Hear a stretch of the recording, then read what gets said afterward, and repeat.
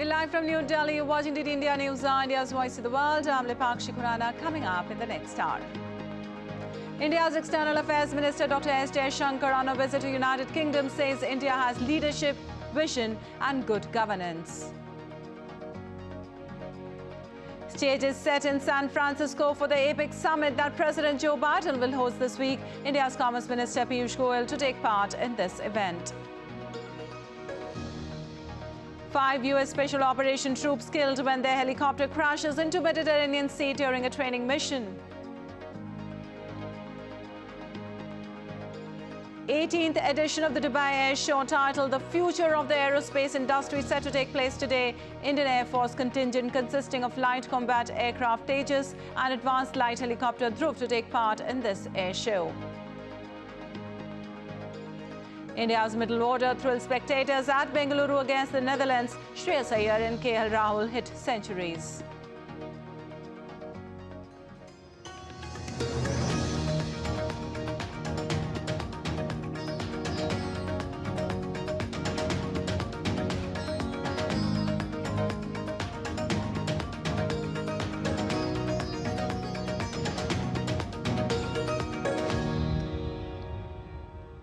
And on to details now. External Affairs Minister Dr. S. Jaishankar has said that India is the fastest growing large economy today, noting that there is leadership, vision and good governance. Jaishankar said this during an interaction with the Indian community in London.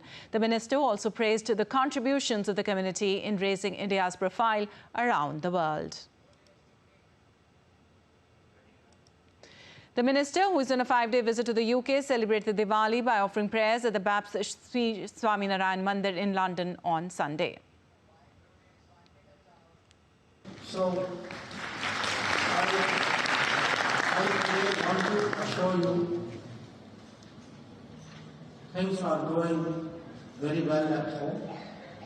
You can see that in the manner in which we had a very, very successful G20 presidency in very difficult circumstances. The world did not believe that we could get everybody together. And it took a Prime Minister like Narendra Modi to do that. Similarly, we have come through a very difficult period like the entire world has on COVID. But India is today the fastest growing large economy, and there is a very good reason. It is growing because today there is leadership, there is vision, there is good governance.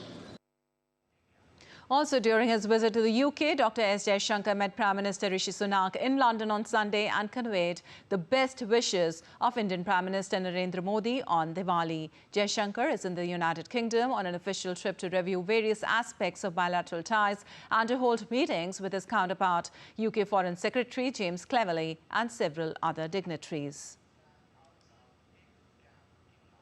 And a portion of a tunnel under construction between Silkyara and Darnalgaon on Brahmakamal Yamunotri highway in Uttarkashi district in India's Uttarakhand collapsed, trapping around 40 workers. Relief and rescue operations are underway to free them.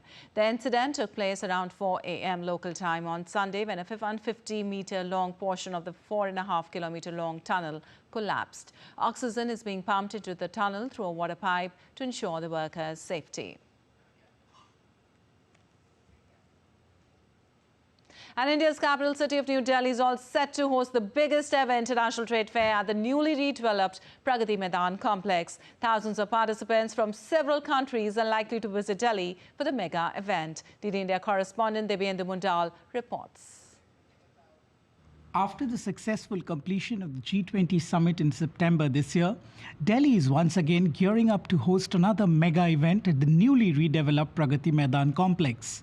This time, Delhi is all set to host the biggest ever 42nd edition of the India International Trade Fair. The theme, Vasudhaiva Kutumbakam, United by Trade. Countries from across the world will gather at the national capital to participate at this mega international event. Women entrepreneurs from the SAARC countries will be a key focus of this year's trade fair. SAARC countries like Bangladesh, Sri Lanka, Afghanistan, Maldives, Nepal and Bhutan will also set up pavilions to showcase their best products and businesses to the world. Other countries like Turkey, Qatar, Bahrain will also be major participants at the International Trade Fair. The mega event is scheduled to be held between the 14th and the 27th of November this year. More than 1 million people are expected to visit this international trade fair this year.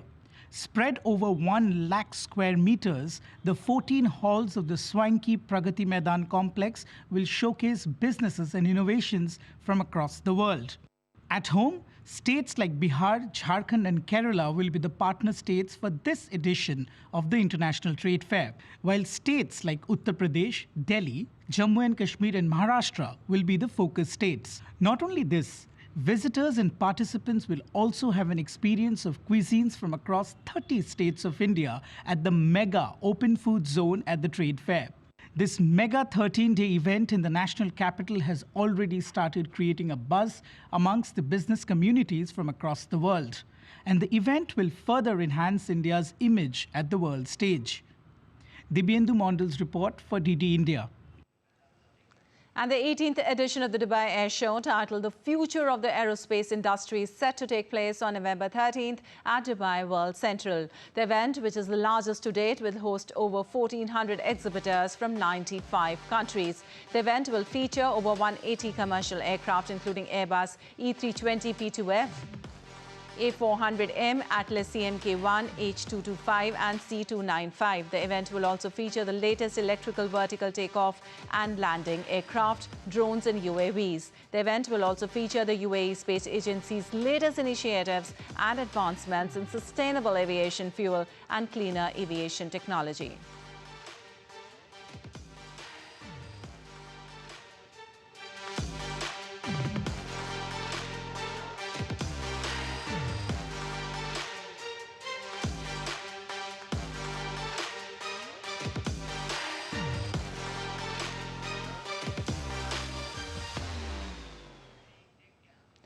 Also, the Indian Air Force is set to participate in the Dubai Air Show from November 13 to 17, 2023. The IF contingent, including the light combat aircraft Tejas and the advanced light helicopter Dhruv, will showcase their static and aerial displays. The IF will return for the second appearance after the 2021 edition and will perform at the opening ceremony on November 13th. The participation also highlights India's aviation progress, featuring indigenous platforms like the Tejas and Dhruv. Well, also Diwali, the Festival of Lights, was celebrated across the world. The city of Dubai transformed into a vibrancy of colors as the Festival of Lights Diwali lit up the skies of Dubai, bringing an Indian vibe to the city's skyline.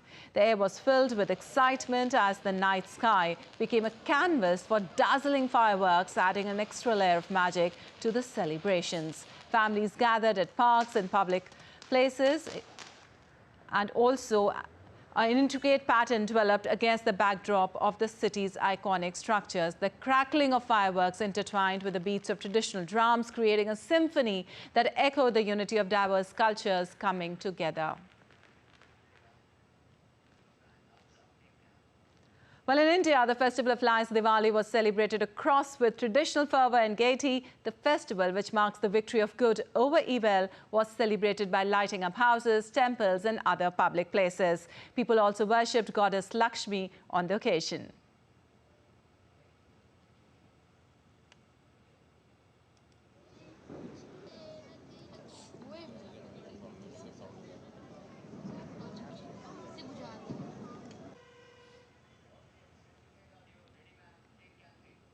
And the Federation of Indian Associations of the Tri-State Area of New York, New Jersey and Connecticut, the leading umbrella community organization in the U.S., partnering with the Empire State Building, marked the Festival of Diwali by illuminating the iconic Manhattan building in orange color.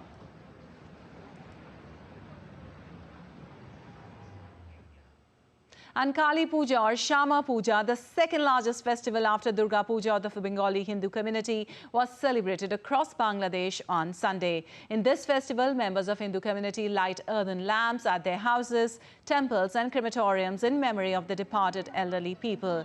Kali Puja is also known as Deep Bali or Diwali. In Dhaka, the Shama Puja was organized at Dhakeshwari National Temple, Siddheshwari Kali Temple, Ramna Kali Mandir and other temples amid due religious fervour and enthusiasm.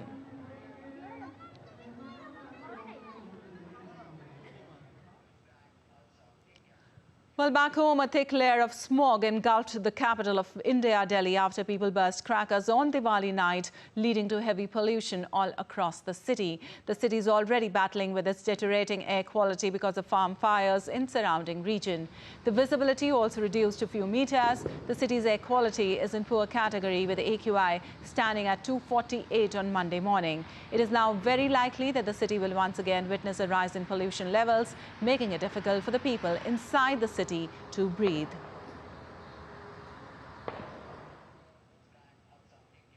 And still to come on DD India News Hour. The crucial Sri Lanka's budget will be presented by the President as Finance Minister today. Thick layer of smog engulfs capital of India, Delhi, a day after Diwali. And demonstration of sensitivity towards avian population as people celebrate silent Diwali in some villages in Tamil Nadu.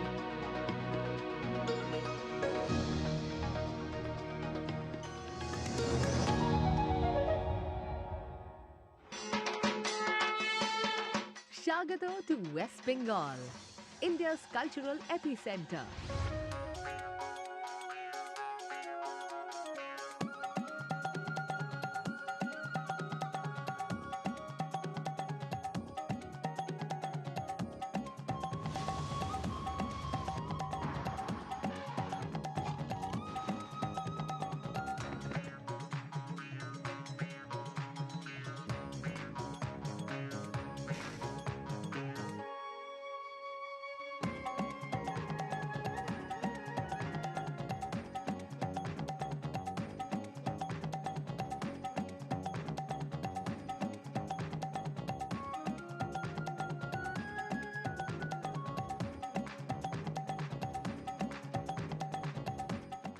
West Bengal invites you to share its richness, to be united as one family with one shared vision of building a better tomorrow.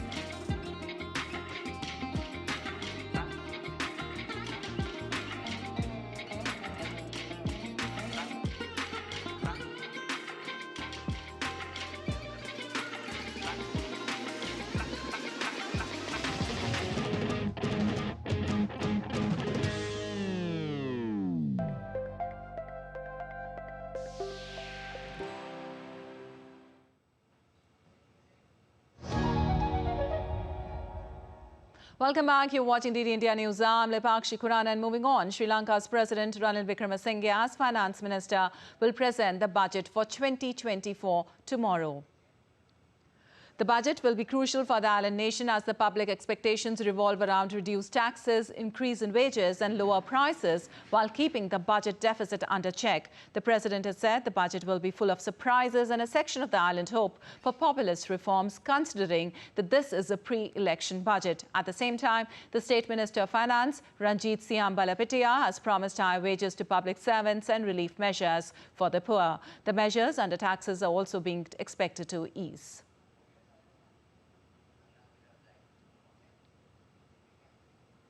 And Dr. Ahmed Moeen Faruqi joins us live from Colombo for more. Well, Ahmed, for the first time ever, Sri Lanka's budget expenditure will exceed 6.5 trillion rupees, which is an increase of almost 12% when compared with the previous year, considering the country has just come out of a huge economic crisis. Can you tell us more on this?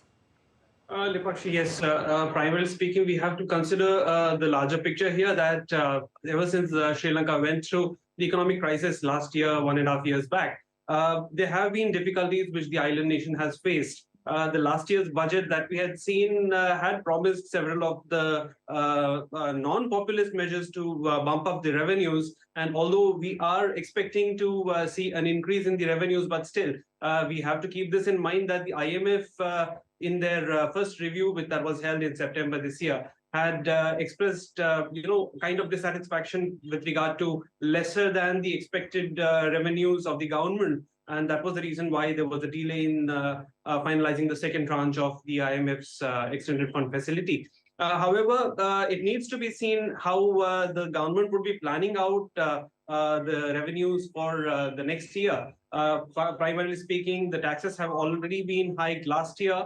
The amendment to the Revenue Act last year had bumped up the personal income tax to 36% at the highest slab.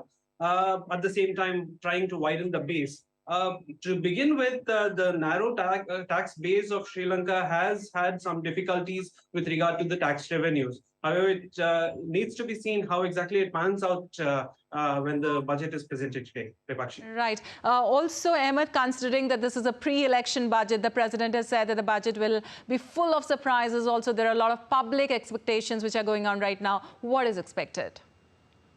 You see, pre-election is always a difficult kind of a period for the government to plan out, especially in the backdrop of an economic crisis. Immediately after the economic crisis, for any economy, it becomes really difficult to implement any sudden changes, drastic changes in the budget, because you see, the contraction of the economy continues to remain. Even by the Sri Lankan standards and expectations, this year the contraction is expected to remain for about up to 4% of the economy. But the measures are something which the government had been planning. They have been planning a divestment of state-owned enterprises by which they expect to generate quite some revenues. At the same time, they have been hoping to get some budgetary support from foreign organizations and multilaterals. That way, they may be able to get some revenues that could, try to tide over the crisis for now. However, in the long run, it's what that needs to be seen how the government plans to widen the tax net and the tax base, and thereby bump up the revenues over the considerable future. To begin with, the budgetary deficits have remained in Sri Lanka for several years. In fact, for the entire decade over the last couple of years, and we have seen that there had been twin deficits, both capital as well as the revenue. So it's just how the plan and the policies would be presented and how they would be implemented is what needs to be seen, while keeping the social welfare schemes also taken care of to provide, social security net. Right. Also, Ahmed, some relief measures, especially for the poor, there are also expected. Can you broaden that?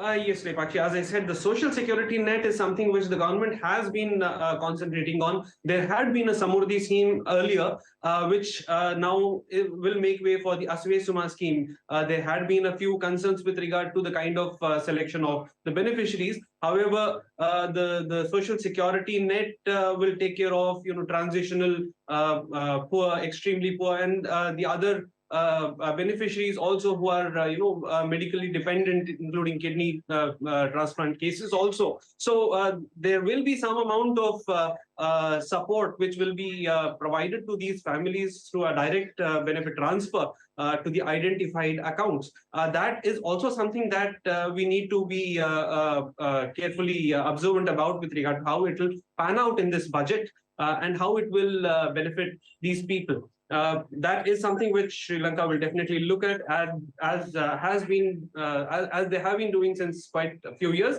The Asve Suma will be planned out for the next 3 years as of now, Lepakshi.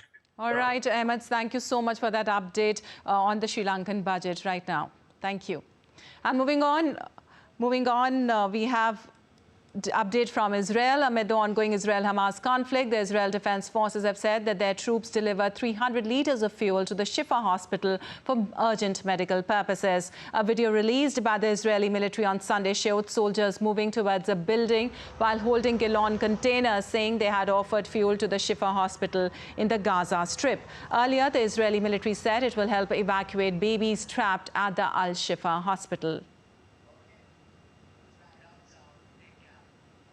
Also, 5 U.S. Special Operation troops were killed when their helicopter crashed into the Mediterranean Sea during a training mission. Search and rescue operations were launched immediately following the crash, and an investigation into its cause is underway. The troops aboard the helicopter were U.S. Army Special Operation personnel. The United States has deployed 2 aircraft carriers, the Ford and the Iron Shower, along with supporting ships and dozens of aircraft to the eastern Mediterranean. President Joe Biden and U.S. Secretary of Defense Lloyd Austin expressed condolences in a statement.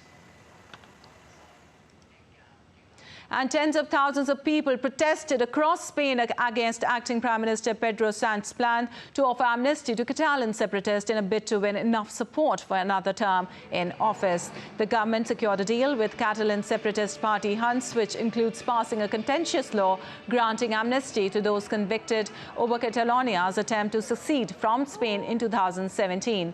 Sanchez's conservative opponents have accused him of putting the rule of law on the line of his own political gain. The People's Party had called for protest in the capital of all Spain's regions. In Madrid, some 80,000 people turned out. And Icelandic authorities are preparing for a volcanic eruption in the southwest of the island due to a series of earthquakes and evidence of magma spreading underground. The Icelandic Meteorological Office warns of a considerable risk due to the size and rate of the underground magma intrusion. The Civil Protection Agency has ordered the evacuation of Grindavik, a fishing town with around 3,000 residents. And let's take a look at other stories making news today. People of 7 villages in the Erode district of South Indian state of Tamil Nadu celebrated Diwali without bursting firecrackers to protect the avian population at the nearby bird sanctuary located just 10 kilometers from the region. During the breeding season from October to January, the sanctuary becomes a haven for thousands of local and migratory birds that arrive to lay and hatch their eggs. Udaipur city in Indian state of Rajasthan brightens up on Diwali as buildings and streets get illuminated with colourful lights. People also decorated their homes and offices with colourful lights to mark the celebrations of the Festival of Light. Chief of Naval Staff of India Admiral R. Hari Kumar visited forward-deployed Marcos and BSF troops, acknowledging their presence and sustained operations in vital locations. He appreciated their commitment and professionalism. He also greeted them on the festive occasion of Diwali. India will host the 33rd Conference of World Organization for Animal Health, Regional Commission for Asia and Pacific in New Delhi on 13th of November. The delegates from 36 member countries, including India, will participate in the conference. And still to come on DD India News Hour. Heightened vigilance by U.S. naval surveillance planes as confrontation at South China Sea flares again between Chinese ships and Philippine vessels.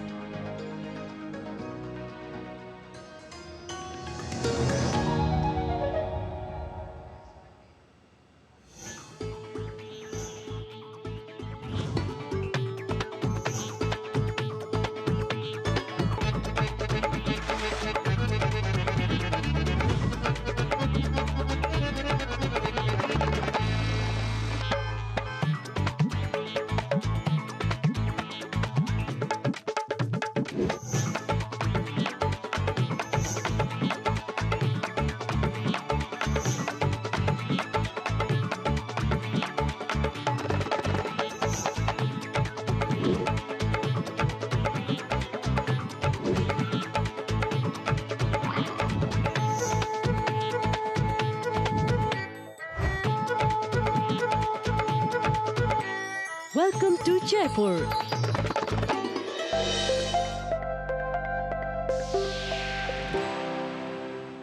In a world that never stops, where information shapes our reality, one app stands out, helps you stay ahead of time.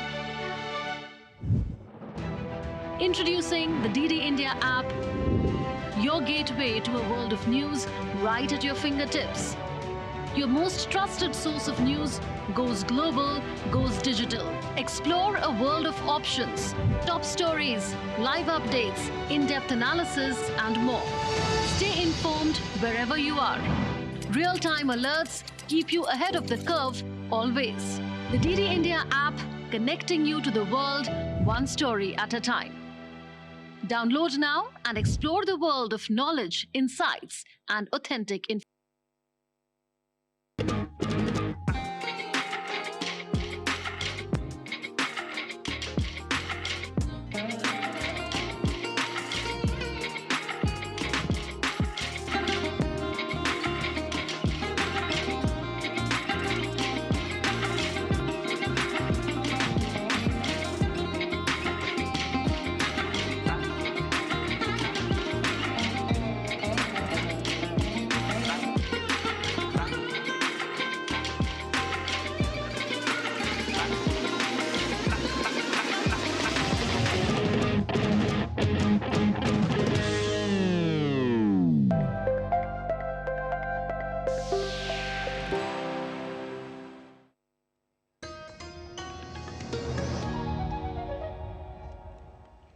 Welcome back. You're watching DD India News. I'm Lipakshi Kurana, and time now for a quick recap of the headlines. India's External Affairs Minister Dr. S. Jaishankar on a visit to United Kingdom says India has leadership, vision and good governance.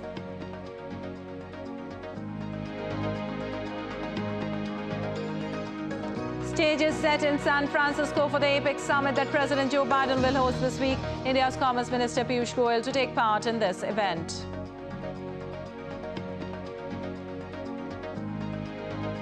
5 U.S. Special Operation troops killed when their helicopter crashes into Mediterranean Sea during a training mission.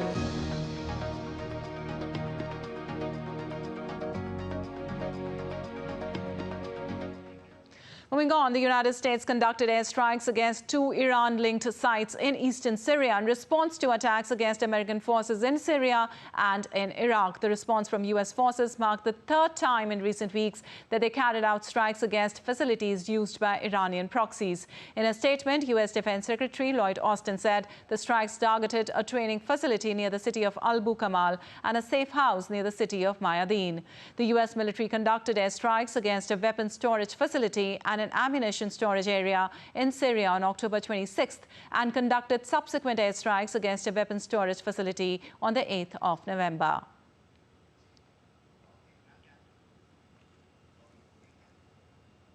Well, the stage is set in San Francisco for the biggest international event in the city, hosted since 1945. Leaders from across the Asia-Pacific are flying in for the APEC Summit that President Joe Biden will host this week. India's Commerce Minister Piyush Goyal is also taking part in this event. DD India's Simon Marks is at the summit site in San Francisco.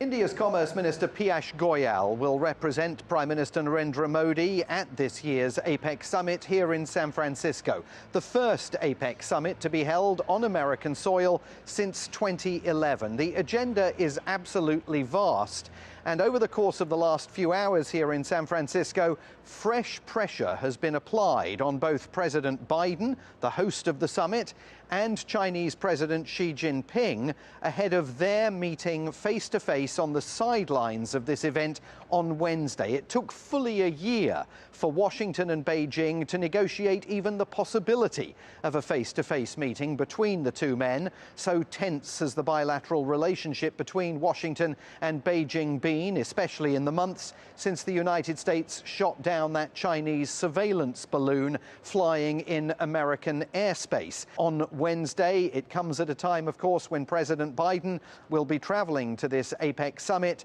to reinforce the notion that the United States sees itself as a Pacific power and is absolutely determined to deepen its partnership with its partners across the Indo-Pacific in a bid to try and counter China's expansionist tendencies.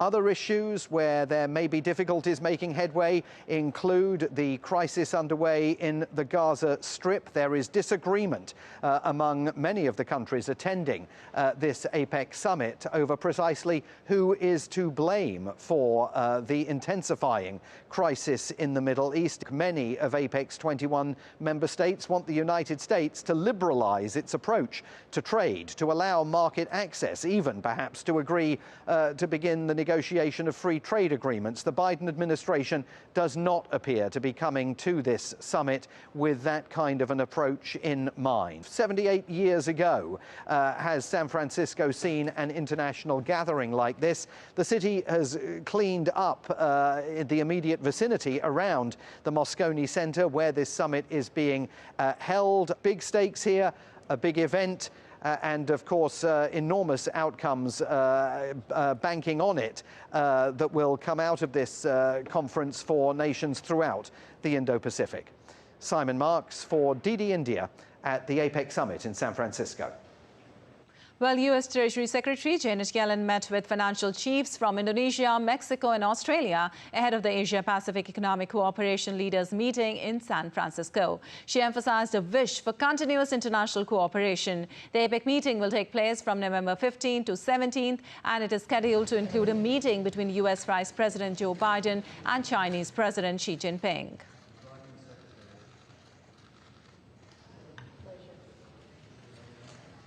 This is a particularly exciting time for bilateral relations between the United States and Indonesia, as the timing of our ministerial coincides with President Jokowi's visit to Washington, marking a new phase of bilateral cooperation and friendship between the world's second and third largest democracies. We continue to strengthen bilateral relations between our nations.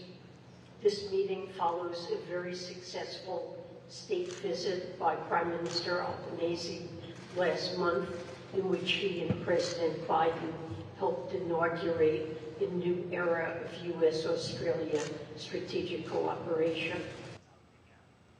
Well, as a U.S. Navy surveillance plane flew in circles, keeping a close watch, dozens of Chinese Coast Guard and accompanying ships chased and encircled Philippine vessels in the latest confrontation in one of the most dangerous flashpoints in the South China Sea. At the height of Friday's 4-hour face-off in the high seas, a Chinese Coast Guard ship blasted a water cannon towards a Philippine motorboat, delivering food and other supplies to Filipino forces on a marooned, rusted warship that serves as the country's fragile territorial outpost at 2nd Thomas Shoal.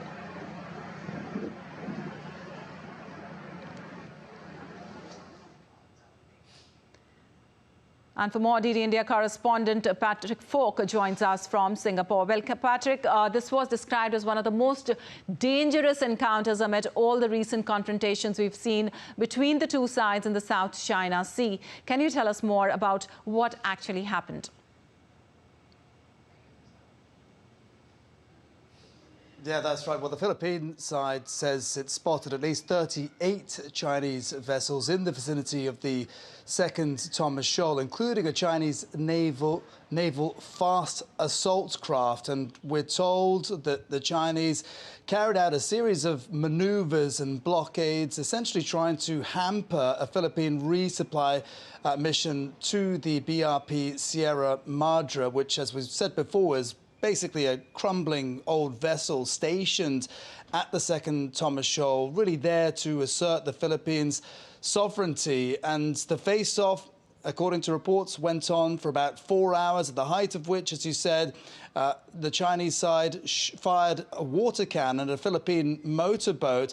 That in itself is dangerous, but also the fact that the Sierra Madre is an actively commissioned warship means that any sort of attack on it would be considered an act of war. All of this while, as you mentioned earlier, there was a U.S. Navy surveillance plane that was monitoring the entire confrontation from above. And the real concern here is this is the sort of thing where any misstep could result in very serious implications of the nature that would involve drawing the U.S. and the China together into potentially a situation where there might be conflict between the two sides. And it's got to be said as well that in recent weeks, the Philippines and China seem to have been upping the ante. The Philippines have been carrying international media on some of its naval vessels to try and demonstrate to the world some of the acts of aggression by the Chinese side. But despite all of this, Beijing doesn't seem to be deterred for the time being. All right. In this, the recent activity which is going on, tell us what's the significance of all of these happening ahead of the much-awaited talks to take place between Joe Biden and Xi Jinping this week? Yeah, well, as we've been hearing, the two sides are going to be having very detailed conversations, and you would have to imagine that this is going to be high on the agenda because it directly involves both the US and China, and particularly because of the very testy confrontations that we've seen in recent weeks. The US has reasserted the warning that it is obligated to defend the Philippines in any sort of situation where there is an attack or confrontation involving Philippine vessels. And there is this sense as well that China, knowing that the US is very much focused on the Middle East and Ukraine and doesn't want to be embroiled in any sort of conflict anywhere else in the world, does not want to be drawn in. And there is this sort of sense that President Xi may use this as a sort of bargaining chip. But as we heard in the report just a moment ago, what happens over the next few days could have very serious implications for Indo-Pacific nations. We'll be waiting for what happens next because it's really important for the Indo-Pacific. Thank you so much for joining us and letting us know that update from there. And moving on, North Korea called for the United Nations command to be dissolved, calling it an illegal war organization over a meeting which is scheduled to take place between UNC member states and South Korea later this week. The US-led UNC is a multinational military force and oversees affairs in the heavily fortified demilitarized zone between the two Koreas, which remain technically at war. Seoul's defense ministry said last week that South Korean and US defense chiefs, along with member states of the UN command, will meet on Tuesday in Seoul to call on Pyongyang to stop what it said was illegal activities and enforce UN security resolutions.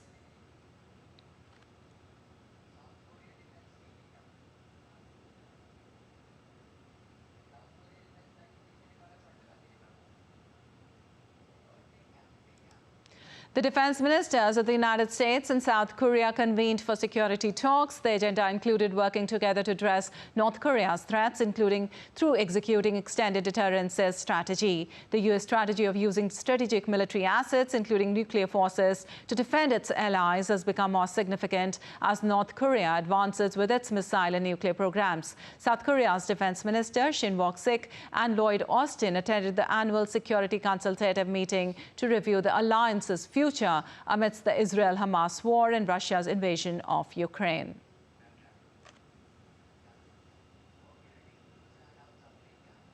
And Indonesia's President Joko Widodo is set to hold a bilateral meeting with U.S. President Joe Biden later on Monday. The talks will aim to deepen trade ties between the two nations, but issues including China and the situation in Gaza will also feature prominently. U.S. correspondent reports from New York. According to a statement from the White House, Joe Biden and Joko Widodo's discussions will focus on deepening the partnership between the world's second and third largest democracies. The White House adds a little bit more information on what the two leaders will be discussing, including cooperation on clean energy transitions, advancing economic prosperity, and ensuring a free and open Indo-Pacific. Can also expect the issue of China to dominate much of the conversations, likely, according to analysts here from Indonesia's leader, calling for the US and China to cool tensions. This comes just a few days before President Joe Biden is expected to meet his Chinese counterpart Xi Jinping in San Francisco in just a few days' time. Economics will likely feature very prominently in this bilateral meeting between the leaders of the US and Indonesia. Some analysts saying we might expect a limited free trade agreement. Much of the focus will be on market access to critical minerals, especially nickel, produced by Indonesia, that could play a pivotal role when it comes to easing US supply chain issues as it looks to ramp up the production of electric vehicles in the future. The issue of Gaza will likely also be in focus and will likely be discussed. Joko Widodo has described the humanitarian situation in Gaza as unacceptable. Joe Biden, the US president, has been pushing for more humanitarian pauses to see a more humanitarian access into the Palestinian enclave. But, of course, the United States has historically been a staunch ally of Israel. William Denslow in New York reporting for DD India. Well, King Charles and Prime Minister Rishi Sunak led Britain in remembering the country's war dead, seeking to unify communities a day after a large march was marked by skirmishes between far-right counter-protesters and the police. King Charles led thousands of veterans, senior politicians and members of the public in a service commemorating British military service people who died in the world wars. They held a 2-minute silence and then laid wreaths to honour those killed in war. On November 11th, the annual Armistice Day commemoration saw more than 300,000 demonstrators march through central London, with police arresting more than 120 people as they sought to stop far-right counter-protesters from ambushing the main rally.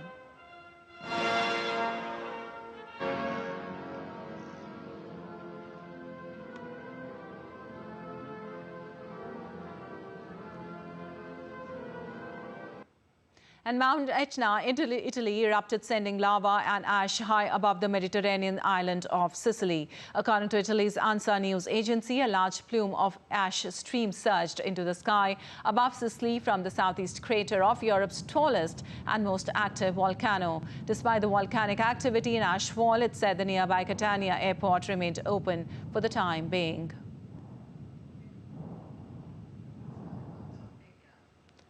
Also, a whirlwind of smoke and ashes engulfed the East Santa Cruz area, Bolivia, twisted caused by fire and smoke. Fire whirls emerge when turbulent conditions create wind vortexes that pull in burning debris. Skyward flames ravaged swathes of Noel Kempf National Park on Saturday, and Tacana indigenous people rushed to evacuate the Buena Vista community as the blaze reached their houses. Santa Cruz officials requested a helicopter and the army to help in fighting the fires. And now let's take a look at other stories making news around the world. Chilean breast cancer survivors participated in a traditional Chinese dragon boat race for rehab and community ties. Over 130 women participated in 200-meter regatta at Santiago Karen Lake Park. The race, organized by Fortail Senos, Chile, with Chinese embassy support, aimed to promote upper limb motion and prevent lymphedema, a common side effect of breast cancer. Dragon boat racing is a popular tradition in Asia. The Red Bull Crazy Cars competition returned to Argentina for the first time in 10 years, with over 30,000 spectators and 30 teams. The event featured over 30 carts, including wine barrels, toilets and Argentine stew. The winner, a vintage ambulance cart, completed the circuit in less than a minute. UN-backed talks to limit global plastic pollution are set to take place in Nairobi from 13th to 19th of November 2023. Research shows that plastic entering the oceans have increased significantly since 2005 and could nearly triple by 2040 if no action is taken. The Five Guys Institute predicts that marine plastic pollution could rise 2.6 times by 2040 without legally binding global policies. Microplastics are particularly hazardous to the oceans, contaminating water and damaging marine animals' internal organs. A makeshift camp in the eastern Santiago Desert in the United States is witnessing an influx of migrants crossing into the U.S. from Mexico. The migrants crossing through the border wall in Jacumba Hot Springs, California, were processed by Border Patrol officials. More than 204,000 migrants have been picked up by border officials in the 11 months through August.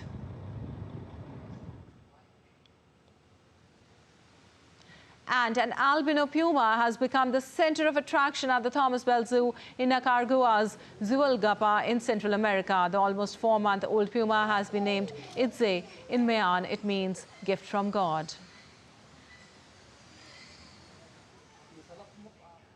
And still to come on DD India News Hour.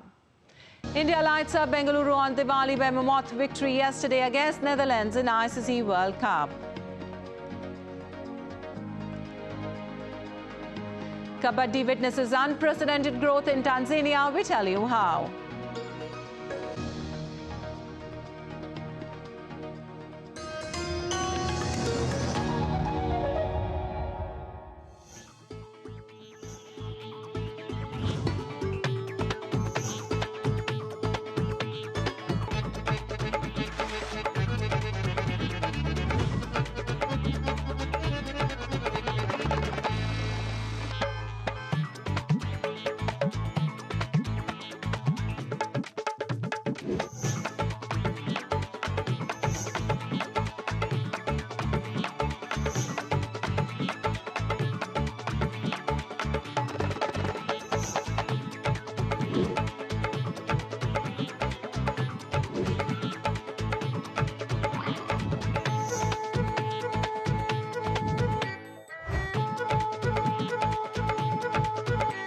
Welcome to Jaipur.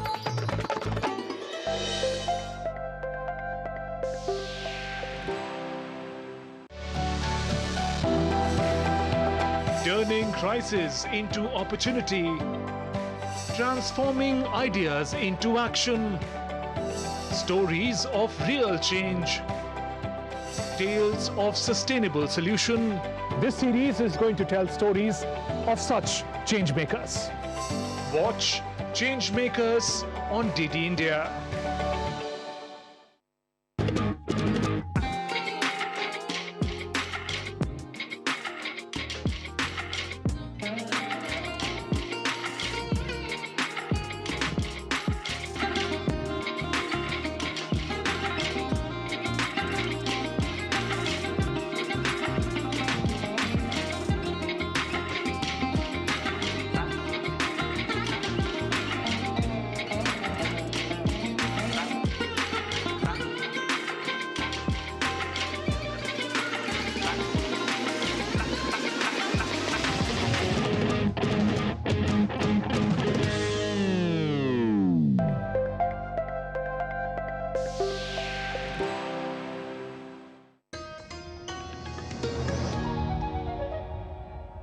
Welcome back. You're watching DD India News. I'm Lepakshi Khurana, and on to sports news now. You're watching. We are going to talk about India and Netherlands now. In cricket, India defeated Netherlands at the M. Chinnaswamy Stadium in Bengaluru in their last league match. Chasing a mammoth 411-run target, the Dutch batsmen could only manage to reach 250 runs in 47.5 overs. For Netherlands, Teja Nidamanuru scored 54 runs, while Sibrand Egelbrecht scored 45 runs. Earlier opting to bat first, India were off to a great start with Rohit Sharma and Shubman Gill smashing half-centuries. Kohli followed with a 51-run knock.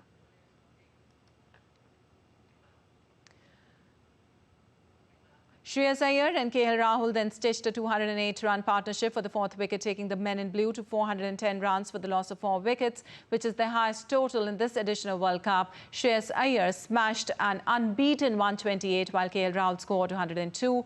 For Netherlands, Busty Lidi took 2 wickets. And a decade ago, Kabaddi was virtually unknown in Tanzania, but the sport is now enjoying unprecedented growth in the country. Established with the support of the Indian Embassy there, the nation's Kabaddi Association is working hard to grow the sport. DD India's Isaac Lucando has more on the sport's development. A weekly practice session for members of the Buffalo Kabaddi Club in Dar es Salaam. The club is one of several in the country that are spearheading the growth of the game of Kabaddi. In 2013, when we started, the game's reception was very poor. We mostly used players from other sports, since I also teach assorted games. But as days go on, the situation has improved. We now have a large program. All the national team players, for example, come from our school program. In 2021, Tanzania hosted the Africa Kabaddi Championship tournament for the first time, where the national team were runners-up behind winners Egypt. Zuena Hassan, who took part in the women's team, says the main challenge to the game's growth is competition from mainstream sports. Kabaddi is not like football. Football has a lot of aspects to it, while Kabaddi is not as complicated. With sponsors investing and good players like us representing the country, we can go far through Kabaddi. The growth of Kabaddi in Tanzania lends itself to support from the Indian government, which now includes the services of 2 coaches who are currently helping to train players. So far, 2 players from Tanzania have already featured in the Indo-International Premier Kabaddi League. Compared to other games, Kabaddi doesn't require a lot of resources to play. For instance, in terms of space, a 10 by 13 meter ground suffices, which means it can be played almost anywhere. This and a host of other factors have convinced the leadership of the Tanzanian Kabaddi Association that the game could scale up its presence in the country. Coaches from India say apart from a language barrier, they seem to be making progress in the country.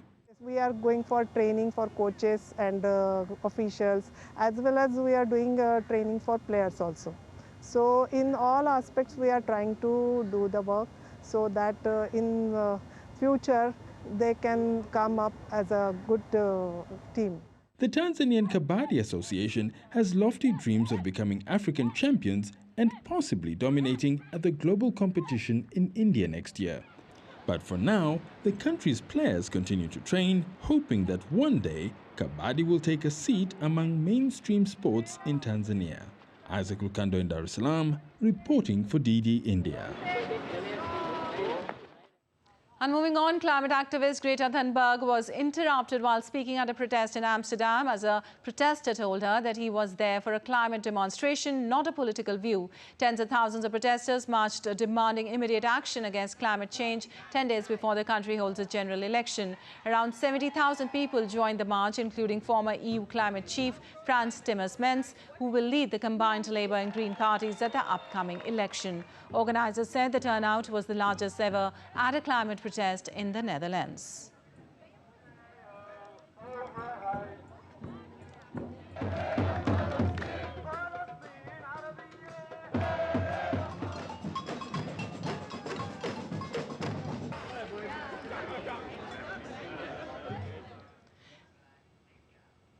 And New York City Mayor Eric Adams and Deputy Commissioner of International Affairs Dilip Chauhan celebrated Diwali with people of the Hindu community at the Bhakti Center, the oldest Hindu temple in Manhattan. More than 1,500 people gathered to celebrate the Festival of Lights at the temple.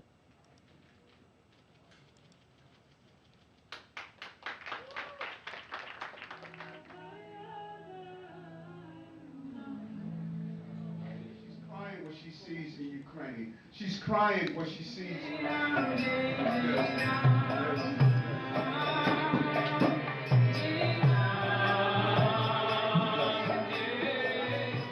Diwali, beautiful experience here, and I welcome anyone, not only during Diwali, but any time of the year, come here and renew your energy. It's so important to spread our light throughout the entire globe, not only on Diwali, but all the time.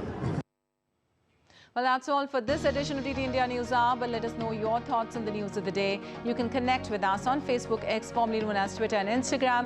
We'll be back with more news as it breaks here on DD India. I'm Lipakshi Khurana from all of us watching DD India News Hour. Thanks for watching.